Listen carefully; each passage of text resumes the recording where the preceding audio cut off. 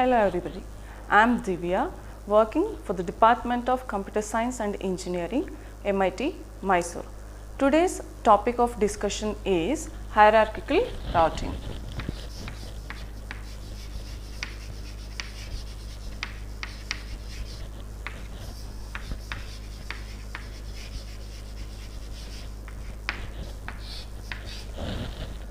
In our previous class, we have studied about linked state routing algorithm as well as distance vector routing algorithm. In both the cases, we have had an assumption that all the routers which were there in that particular network are making use of same algorithm, same routing algorithm to compute the shortest path to the destination from some source, right? But is it reliable or is it realistic when we consider it in real time? For example, when we have around 15 routers, it is okay, but as the number of routers grows to some 1500 routers, is it realistic to have the same routing algorithm in this case also? Is it possible for us to manage the show? No, right? So, this is not possible because of two important reasons. That is, the very first reason is scale with which the number of routers is growing, and the second reason is administrative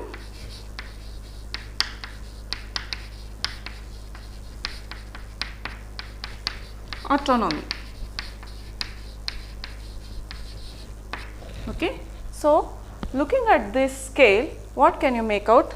As we know, day by day number of hosts that are getting connected to internet, the network is growing enormously.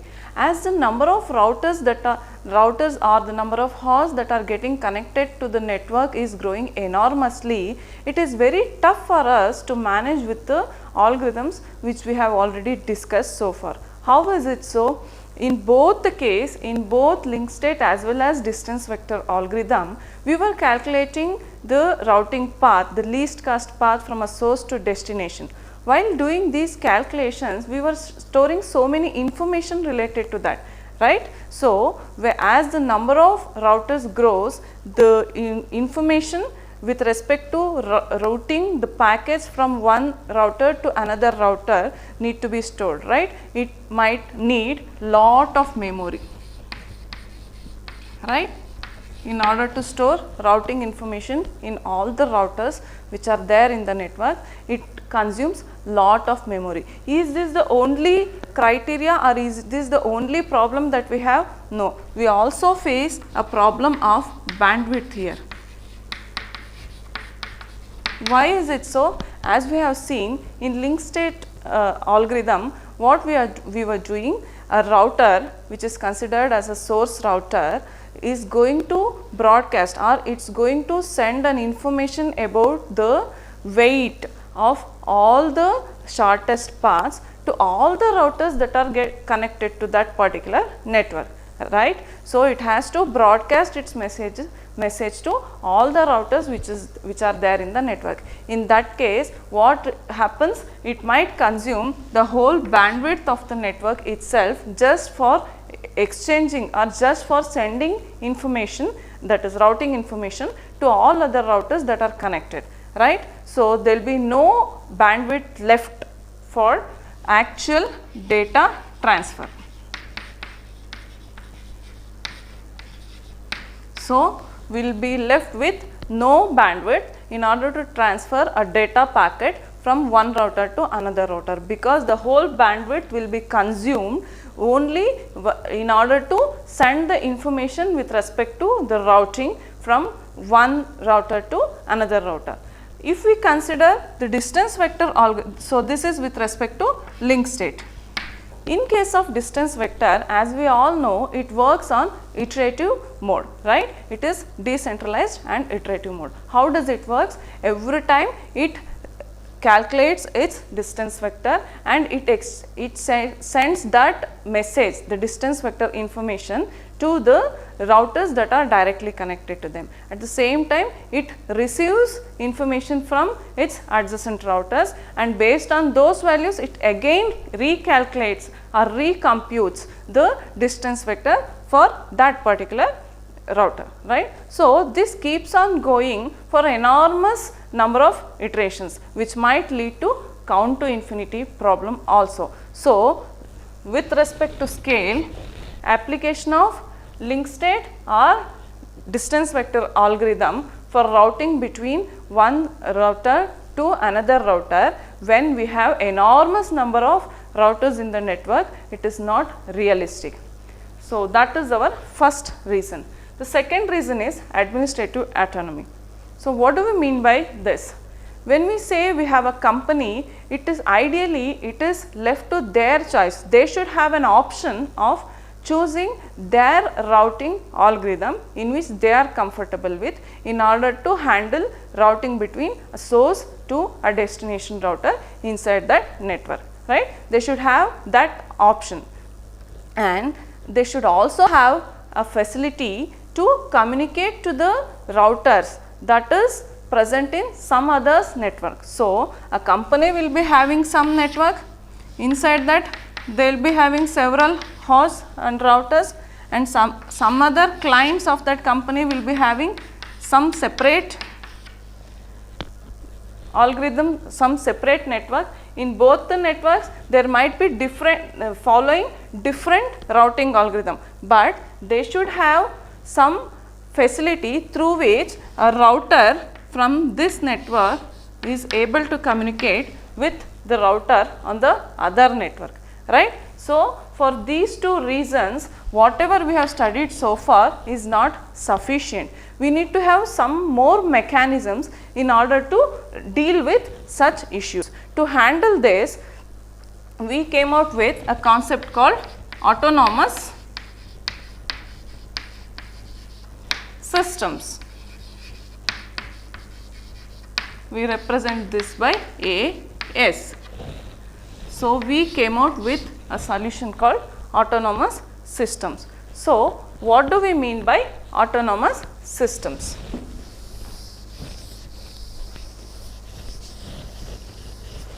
Autonomous systems is nothing but a group of routers which are brought under one particular roof. Okay? So, this is one autonomous system. All the routers that are present inside this particular autonomous system will follow the same routing algorithm.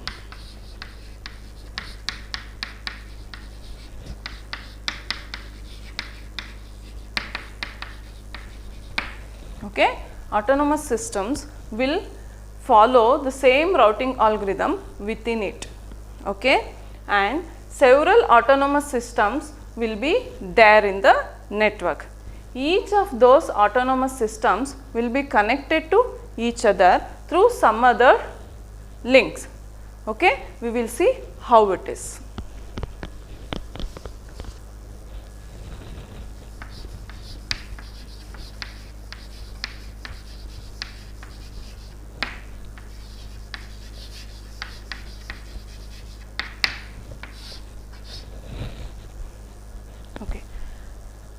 As I already told you, we have autonomous systems which groups several routers inside a network, few routers inside a network, and these autonomous systems are connected to each other. So, here instead of having enormous number of routers in a single network and finding difficulty to handle those routers and their respective information, we are categorizing it, or we are segregating it into different small autonomous systems and then connecting those autonomous systems. So, when I say it as an autonomous system, here consider this as an autonomous system 1. Inside that I have 4 routers.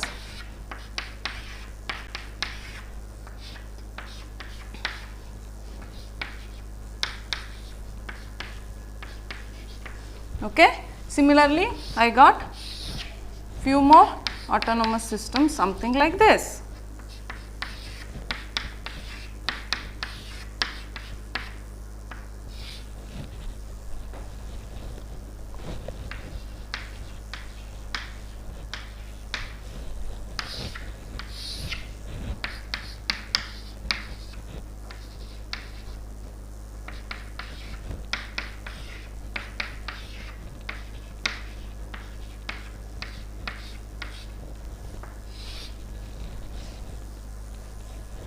Okay.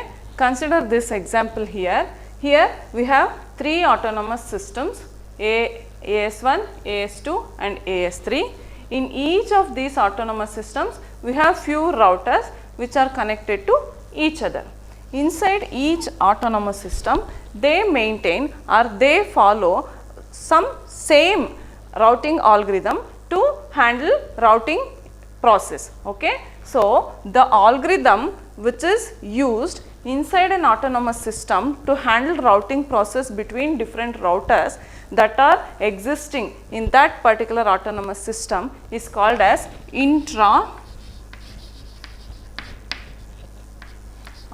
autonomous system routing protocol. Okay. The algorithm which is used inside an autonomous system to handle routing information inside an autonomous system is called as an intra-AS routing protocol. Okay. And between these autonomous systems, we need to have some algorithm with which we can communicate between them here. So, that is called as inter-AS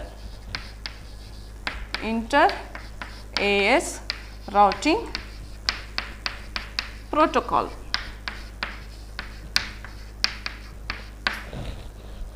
Right. Now, inside an autonomous system, there are plenty of routers available. 1A, 1B, 1C, 1D are inside AS1, similarly 2A, 2B, 2C inside AS2, 3A, 3B, 3C routers inside AS3. So, it is sufficient for 1A if it is having an information about routing information about these 3 routers, the remaining 3 routers, because it is restricted to within this autonomous system. So, that is intra-AS routing protocol. So, all these routers will have communication with each other, right, and they perform routing process here, all those things are fine. But when a particular router, say 1D, want to communicate with a router which might be present in AS2 for example, in that case, how will it pass that particular data packet to the router which is there in some other autonomous system.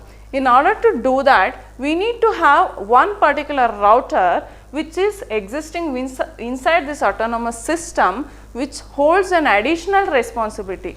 What is that? It holds an additional responsibility of handling routing information about other autonomous systems also. That is called as gateway router.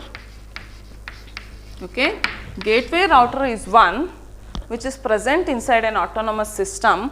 Along with routing information inside that particular autonomous system, it is also holding an additional responsibility of routing the data packets through to this routers which are there in other autonomous systems. So, it should have a knowledge or it should have an information about other routing process also in other autonomous system. So, that is about gateway router. Having an idea of these things, now we will try to understand how data packs from some router in AS1, for example 1D, can be passed to some router, that is 2C, which is there in AS2. When router 1D wants to send some data packet to 2C, what it should do? It should pass that particular data packet or transmit that particular data packet to the nearest gateway router here. What it will do? Here, if you consider here in this particular example, our 1A, 1B, 3A and 2B. These 4 routers are acting as gateway routers, isn't it? 1B is acting as a gateway router to AS3, 1A is acting as a gateway router to AS2, similarly on the other side, right. So, whenever router 1D wants to send a data packet to 2C, it sends the data packet to the gateway router. This particular gateway router 1A communicates with the gateway router on the other autonomous system, that is 2B. Okay, it communicates here. So, transmits the data packet from this AS to this AS. 2B on the other side, which is a gateway router for this particular autonomous system, receives the data packet that is sent by 1A, right. Upon receiving the packet, it dispatches that packet to the respective router which is present in AS2. This is how it is happening. Now, when 1D wants to transmit the data packet to 2C, what are the information that is required for 1D in order to do this? This need to decide upon the basic thing, that is, I have two gateway routers here, that is 1A and 1B. Okay. This need to decide to which gateway router I need to send my packet in order to send it to my destination router. Through which gateway router I need to do this. That is the first information that 1D need to have, right. It need to have an information about which gateway router I need to pass through in order to send my request or send my data to the destination router which I wanted to send it to. Okay. Along with that, in order to propagate this data packet to the destination router, it need to have an information, okay, in order to calculate the routing table, right. It needs to have an entry in its routing table which shows or which specifies as how it should be transferred to this through the gateway router, right. So, these are the two information that one need to have, one need to have when it wants to transmit a packet from one AS to another AS. Okay. This is done with the help of inter AS routing protocol.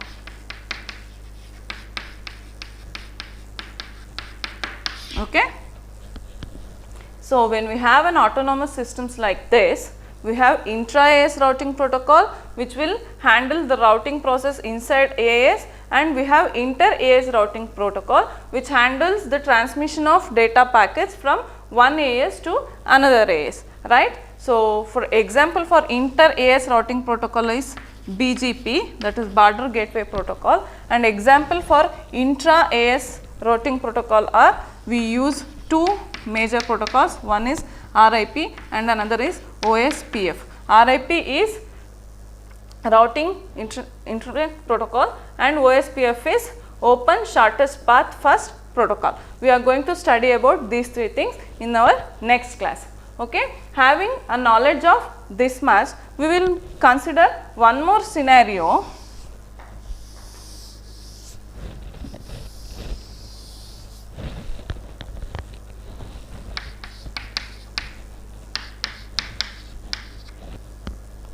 Now, consider one more scenario where we have some more autonomous system AS4 which might be somewhere, okay, and it is connected through AS2, and like this we might be having some routers here like this. Okay. Now, I want to send a data packet from 1D, router 1D to 4C, to a router 4C which is located in AS4. There is no direct connection to AS4 from AS1. So, there are two possible paths to AS4 from AS1. One is through AS2 and another is through AS3. In order to go from AS1, 1D has to send its packet to 1A, gateway router 1A. In order to go through AS3, it has to pass the router it has to pass the data packet to 1B, which is a gateway protocol, which in turn passes the message to this 3A, and then it will be delivered to AS4 and with the respective destination router. Okay. Now, the question is, 1D is having a dilemma among 1A and 1B, to which router, to which gateway router I need to send my data packet in order to send it to 4C, because in both the way I can send it to AS4, which is the optimum choice for me. Here, in order to resolve such scenarios, we make use of hot potato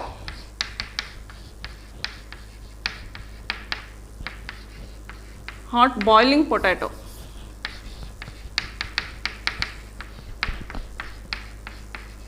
Mechanism. We make use of hot boiling potato mechanism here. What does it do?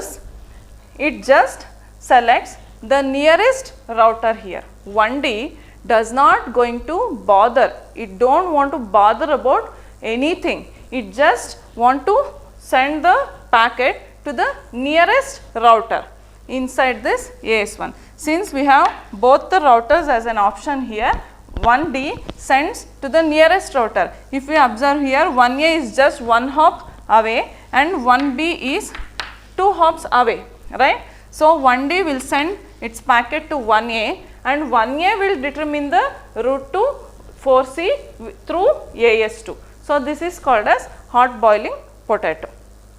Okay. So, this is about hierarchical routing. So, with this new method of handling routing with separate with making it as subnets inside a big network, we can address both the issues which we have discussed so far by making it as an autonomous system.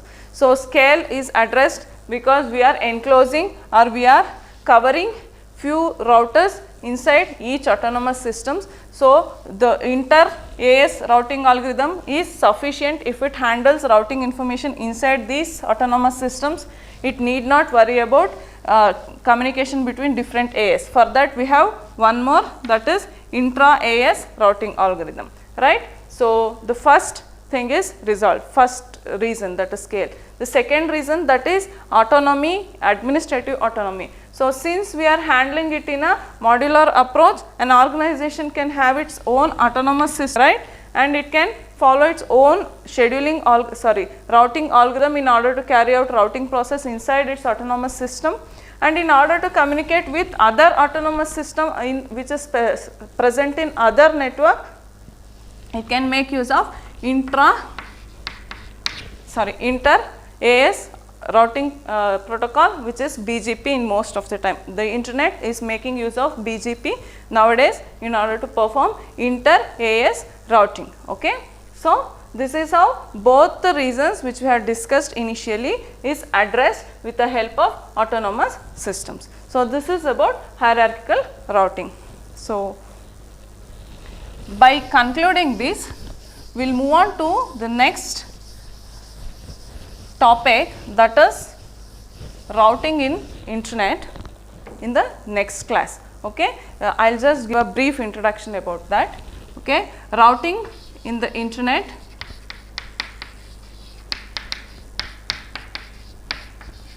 will fall under two categories as we have already discussed. One is intra AS routing protocol and another is inter AS routing protocol. Under this we are going to study RIP and OSPF. Under this we are going to study BGP in our next class. Okay. Thank you.